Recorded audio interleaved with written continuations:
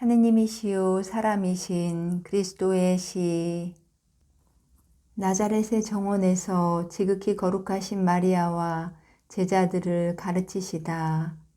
예수께서 지난 저녁의 소나기로 아주 깨끗하게 씻긴 정원으로 나오신다. 그리고 작은 화초들 위에 몸을 구부리고 계신 어머니를 발견하신다. 예수께서는 어머니께 인사를 하고 어머니께로 가신다. 그분들의 입맞춤은 얼마나 즐거운가. 예수께서는 어머니의 어깨를 왼팔로 끌어안으시고 끌어당기시어 이마에 머리가 나기 시작하는 부분에 입맞추시고 나서 어머니가 뺨에 입맞추시도록 몸을 굽히신다. 그러나 이 행위의 우아함을 완성하는 것은 입맞춤을 하시며 바라보시는 눈길이다. 예수의 입맞춤은 완전히 사랑으로 뭉쳐진 것이다. 그러나 거기에는 위엄있고 보호자다운 무엇이 들어있다. 그리고 마리아의 입맞춤은 온전히 사랑이면서 동시에 온전히 공경이다. 이 입맞춤에는 예수께서 연세가 더 많으신 것 같고 마리아는 아버지나 훨씬 나이 많은 오빠에게 아침 인사에 입맞춤을 받는 나이 어린 소녀와 같으시다. 어머니의 화초들이 어쩌녁에 우박과 밤에 분 바람으로 많이 상했습니까? 하고 예수께서 물으신다. 아무 손해도 없었습니다. 선생님, 그렇지만 나뭇잎들은 좀 헝클어졌습니다. 하고 마리아보다 먼저 베드로의 좀 쉰 목소리가 대답한다. 예수께서는 머리를 쳐들어 시몬 베드로를 보신다. 베드로는 무릎까지 내려오는 속옷바람으로 무화과나무 위쪽에 뒤틀린 가지들을 바로잡으려고 애를 쓰고 있다. 벌써 일을 하느냐? 아이고, 저희 어부들은 물고기들처럼 잡니다. 언제 어디서나 사람들이 저희를 가만두기만 하면 잡니다. 그것이 습관이랍니다. 오늘 아침 새벽에 문이 삐걱거리는 소리를 듣고 저 자신에게 이렇게 말했습니다. 시몬아, 어머님이 벌써 일어나셨다. 빨리 가자. 가서 내 투박한 손으로 어머님을 도와드려라. 하고요. 저는 바람이 몹시 분 지난밤에 어머님이 당신 꽃들을 걱정하셨으리라고 생각했습니다. 그런데 제 생각이 틀리지 않았습니다. 그야 저는 여자들을 알거든요. 제 아내는 폭풍우가 있을 때면 침대에 마치 그물에 든 물고기들 같이 몸을 뒤척입니다. 그의 화초를 생각하는 것입니다. 가엾게도. 어떤 때 저는 이렇게 말했습니다. 당신 남편이 호수에서 풍랑으로 고생하고 있을 때는 이보다 덜 불안해야 하지. 틀림없어 하고 말입니다. 그렇지만 제가 옳지 못합니다. 그 사람은 착한 아내이니까요. 제 아내는 어머니를. 이제 그만 입 다물어라, 베드로야. 지금은 그 이야기를 하는 것이 아니다. 불평을 하는 것은 좋지 않고 말하지 않는 것이 좋을 것을 조심성 없이 알리는 것도 좋지 않다. 아시겠습니까, 선생님? 우둔한 제 머리에도 선생님의 말씀이 들어왔습니다. 예수께서는 웃으시며 대답하신다. 내가 다 말해버렸으니 내가 할 일은 내 말을 인정하는 것뿐이고 내 정언사로서의 지식을 감탄하는 일뿐이다. 베드로는 끌러졌던 포도나무 햇가지들을 벌써 모두 다시 잡아맸단다 하고 마리아가 말씀하신다.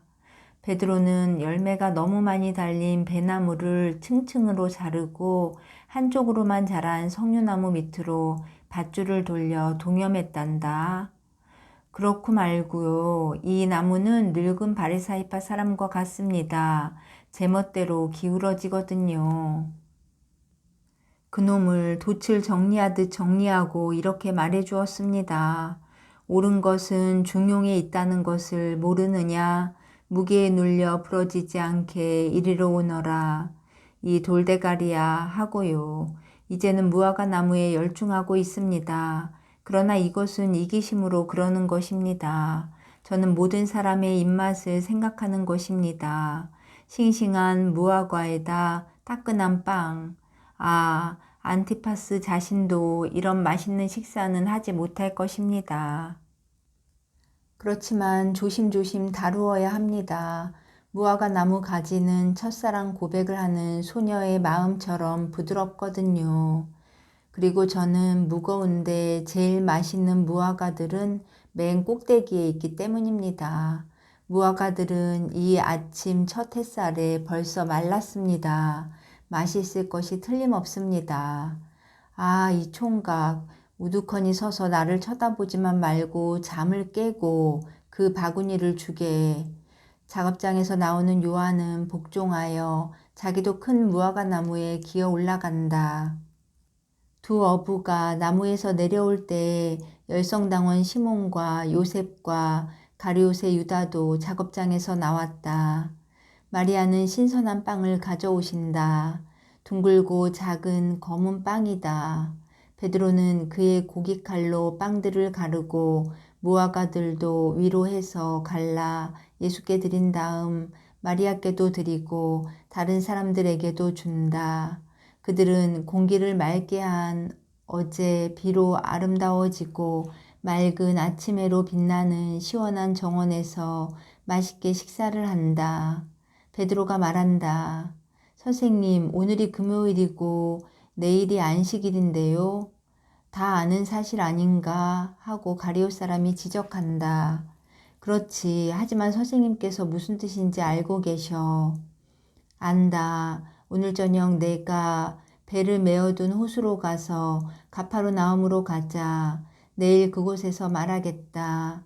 베드로는 몹시 기뻐한다. 토마, 안드레아, 야고보, 필립보, 바르톨로메오, 유다 타데오가 때를 지어 들어온다. 분명히 다른 데 가서 잠 모양이다. 서로 인사를 나눈다. 예수께서 말씀하신다. 여기 모여 있자. 그러면 새 제자가 또 한 사람 올 것이다. 어머니 오세요. 예수를 둘러싸고 어떤 사람은 바위에, 어떤 사람은 걸상에 앉는다. 예수께서는 집에 기대서 놓여있는 편편한 돌에 앉으셨다. 예수 곁에는 어머니가 앉아 계시고 요한은 바로 가까이 땅바닥에 앉아 있는 것이 더 좋아서 예수의 발 앞에 앉아 있다. 예수께서는 늘 그러시는 것과 같이 조용히 그리고 위엄 있게 말씀하신다.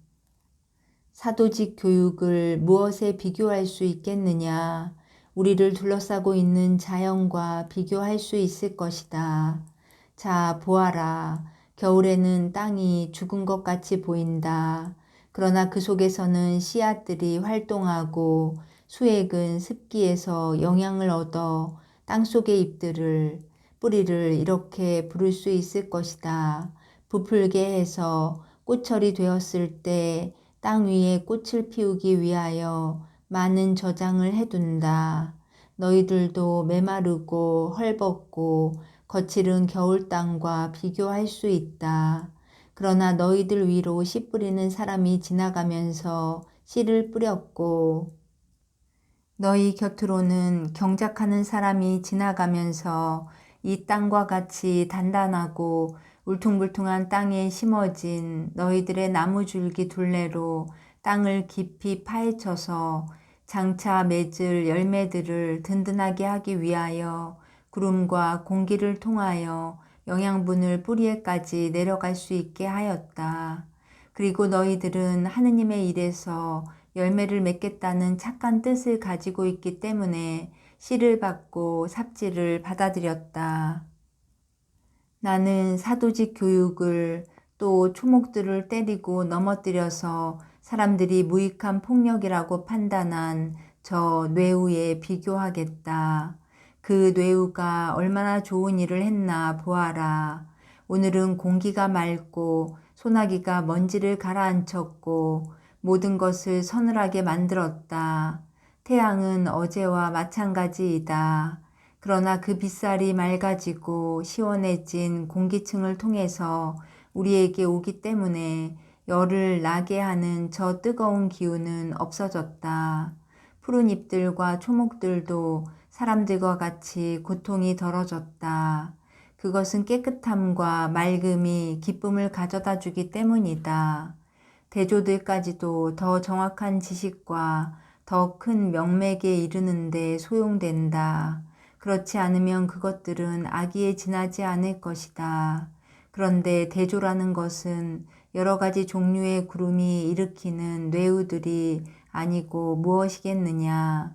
그리고 그 구름들은 쓸데없는 언짢은 기분과 조그마한 질투들과 몽롱한 교만으로 모르는 사이에 마음에 쌓이지 않느냐.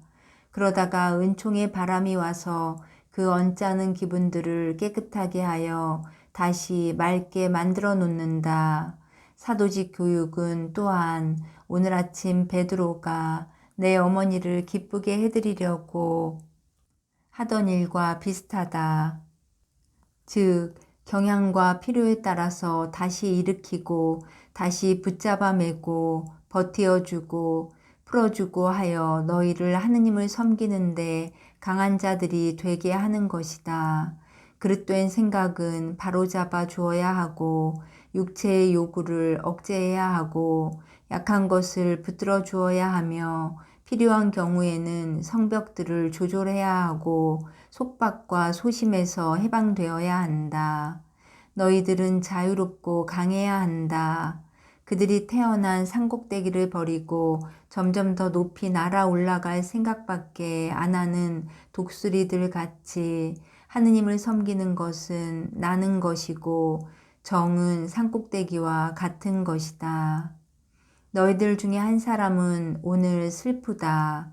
그것은 그의 아버지가 죽음이 다가오는 것을 보면서 진리와 진리를 따르는 그의 아들에게 마음의 문을 닫은 채 죽음에 가까이 가기 때문이다. 마음의 문을 닫는 것보다도 더하게 진리에 대하여 저기를 품은 마음을 가지고 그렇지만 불의의 사람이 자신을 하느님보다 더 높다고 주장하면서 어제 내가 말한 것과 같은 나가시오 하는 말을 그에게 하지는 않았다. 그러나 꼭 닫힌 그의 마음과 꽉 다물어진 그의 입술은 아직도 너를 부르는 목소리를 따라라 하는 말을 하지 못한다. 너희들에게 말하는 나나 그의 아들도 그의 입술이 벌어지면서 다음과 같이 말하는 것을 듣겠다고 고집하지는 않을 것이다. 즉, 오너라. 그리고 너와 함께 선생님도 오시라고 해라. 그리고 하느님께서 우리 집에서 당신을 위한 하인을 선택하셔서 주님의 말씀과의 혈연 관계보다 더 고상한 친척 관계를 만들어 주신 데 대해 하느님께서 찬미 받으시기 바란다고. 그러나 적어도 나는 그의 이익을 위하여 또 그의 아들은 한층 더 복잡한 동기로 그에게서 저기를 덜 품은 말들을 듣고 싶어 한다. 그러나 그 아들은 울지 말기 바란다. 그는 내가 그의 아버지에 대하여 원한도 업신여김도 가지고 있지 않다는 것을 알아야 한다. 내게는 연민만이 있다는 것을 알아야 한다. 나는 왔다. 그리고 기다려야 소용없을 줄 알면서도 기다렸다. 그것은 그의 아들이 아이고 왜 오지 않았어 하고 내게 말하지 않게 하기 위해서이다. 나는 그 아들에게 마음이 원한을 품고 꼭 닫혀 있으면 모든 것이 무익하다는 것을 설득하려고 왔다. 나는 또 가정에 칼로 섬유다발을 갈라놓는 것 같은 분열이 있는 것을 괴로워하는 착한 사람을 위로해 주기 위하여 왔다. 그러나 이 아들과 이 착한 어머니는 내가 원한을 원한으로 갚지 않는다는 것을 확실히 믿기 바란다. 나는 그의 믿음이 빗나갔음에도 불구하고 그의 신앙이 이 시간까지 머물러 있었던 점에 충실한 나이 먹은 믿는 이의 성실성을 존중한다. 그와 같은 사람이 이스라엘에 대단히 많이 있다. 그렇기 때문에 내가 아브라함의 자손들보다는 이교도들에게서 더 대접을 받을 것이라고 너희에게 말하는 것이다. 인류는 구세주에 대한 사상을 왜곡하여 구세주의 초자연적인 왕권을 인간적인 주권이라는 보잘것없는 사상으로 전락시켰다.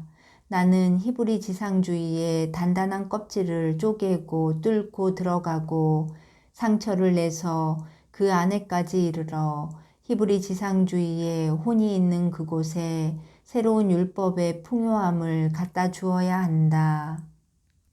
오 시나이산에서 받은 율법이라는 생명을 구성하는 핵 주위에 도단한 이스라엘은 정말이지 점점 더 섬유가 많아지고 단단해진 과육을 가지고 바깥쪽으로는 아무것도 뚫고 들어오지 못하게 하고 싹조차도 돋아나지 못하게 하는 껍질이 덮여있는 괴물 같은 실과와 같이 되었다. 그러나 영원하신 분께서는 하나이시요 삼위이신 하느님께 대한 믿음의 새로운 나무를 창조하실 때가 왔다고 판단하셨다. 나는 하느님의 뜻이 이루어지고 히브리 지상주의가 그리스도교가 되도록 하기 위하여 구멍을 파고 뚫고 스며들어가 핵심에까지 들어가서 그것을 내 사랑으로 가열되어 깨어나고 부풀어 오르고 싹이 트고 자라고 또 자라서 완전하고 영원하고 하느님에게서 온 종교인 그리스도교라는 강력한 나무가 되게 해야 한다. 그리고 정말이지 히브리 지상주의는 베개 하나꼴로밖에는 뚫어지지 않을 것이다. 그렇기 때문에 나를 받아들이고자 하지 않고 그의 아들을 내게 주기도 원치 않는 저 이스라엘 사람을 하느님께 버림받은 사람으로 생각하지는 않는다. 그러므로 나는 그 아들에게 이렇게 말하는 바이다. 자기를 낳아준 살과 피에 물리침을 받는 것을 괴로워하는 살과 피 때문에 울지 말아라. 나는 이런 말도 하겠다. 영 때문에도 울지 말아라. 내 고통은 다른 무엇보다도 내 영과 그의 영을 위하여, 즉 내 아버지이면서 이해하지도 못하고 보지도 못하는 그 아버지의 영의 이익이 되도록 힘쓰고 있다. 나는 또 이렇게 덧붙이겠다. 내 아버지에게보다 하느님께 더 속해 있는 것을 꺼려하지 말아라. 너희 모두에게 말한다. 하느님께서는 아버지와 어머니와 형제들보다 더 높으시다. 나는 이 세상의 방식대로 혈육을 결합시키려고 오지 않고 영적으로 또한 천상적으로 결합시키려고 왔다. 그러므로 나는 살과 피인 것을 분리시켜 이 세상에서부터 하늘 높은 데까지 올라갈 수 있는 영들을 데려다가 하늘의 종들을 만들어야 한다. 그러므로 나는 강자들을 불러서 한층 더 강하게 만들려고 왔다. 그것은 온화한 사람들의 군대가 강자들로 이루어지기 때문이다. 형제들에게는 온화하고 자기 자신의 자아와 혈연의 자아에 대하여는 강한 사람의 군대 말이다. 사촌, 울지 말아라. 분명히 말하지만 내 고통은 너의 어떤 말뿐 아니라 나의 어떤 말보다도 내 아버지와 내 형제들을 위하여 하느님께 대하여 더 많은 작용을 하고 있다. 편견이 가로막고 있는 곳에는 말이 뚫고 들어갈 수가 없다. 이것은 확실하다. 그러나 은총은 들어간다. 희생은 은총을 끌어당기는 자석이다. 정말 잘들 들어두어라. 내가 어떤 사람을 하느님께로 부를 때에는 이 부름에 응하는 순종보다 더 고결한 순종은 없다. 그리고 부름에 대한 우리의 충실에 대하여 다른 사람들이 어떻게 어느 정도까지 반항하겠는지 계산하느라고 머뭇거리지도 말고 응해야 한다. 아버지의 장례를 지내기 위해서도 머뭇거려서는 안 된다. 너희들은 이 영웅적인 행위에 대하여 보상을 받을 것이다. 보상은 너희들의 것일 뿐 아니라 너희들이 마음속에서 우러나오는 부르짖음과 더불어 이별하는 사람들, 너희들을 배은망덕하는 아들이라고 비난하고 그들의 이기적인 생각으로 너희들이 반역자인 것처럼 저주하기 때문에 뺨을 때리는 것보다도 더 심하게 너희를 때리는 말을 하는 그 사람들의 것도 되는 것이다. 그러나 너희들은 반역자가 아니라 성인들이다. 부름을 받은 사람들의 첫째 원수는 그들의 가족이다. 사랑과 사랑을 구별할 줄 알아야 하고 초자연적으로 사랑할 줄 알아야 한다. 이것은 초자연의 주인을 그 주인의 하인들보다 더 사랑해야 한다는 말이다. 부모를 하느님을 통하여 사랑할 것이지 하느님보다 더 사랑해서는 안 된다. 예수께서는 말씀을 그만두시고 일어나셔서 고개를 숙이고 눈물을 잘 참지 못하는 사촌 곁으로 가신다. 예수께서는 그를 쓰다듬으신다. 유다야, 나는 내 사명을 따르기 위해 내 어머니를 떠났다. 이것으로 내 행동의 성실성에 대한 주저를 일체 물리쳐야 한다. 만일 그것이 좋은 행위가 아니었더라면 결국 나 하나밖에 없는 내 어머니에 대하여 그렇게 할 수가 있었겠느냐? 유다는 예수의 손을 잡아서 자기 얼굴로 가져가며 머리로 동의한다는 표를 한다. 그러나 그 이상은 아무것도 표현하지 못한다. 우리가 어렸을 때처럼 알페오 아저씨가 나를 나자렛에서 가장 분별 있는 소년이라고 생각하시던 때와 같이 우리 둘이서만 가자. 노인에게 금빛깔 나는 이 아름다운 포도송이들을 갖다 드리자.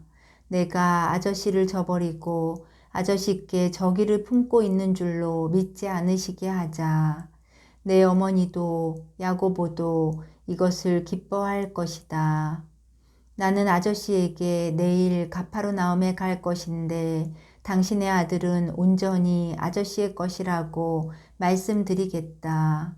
노인들은 어린아이들 같단 말이다. 노인들은 셈이 많아.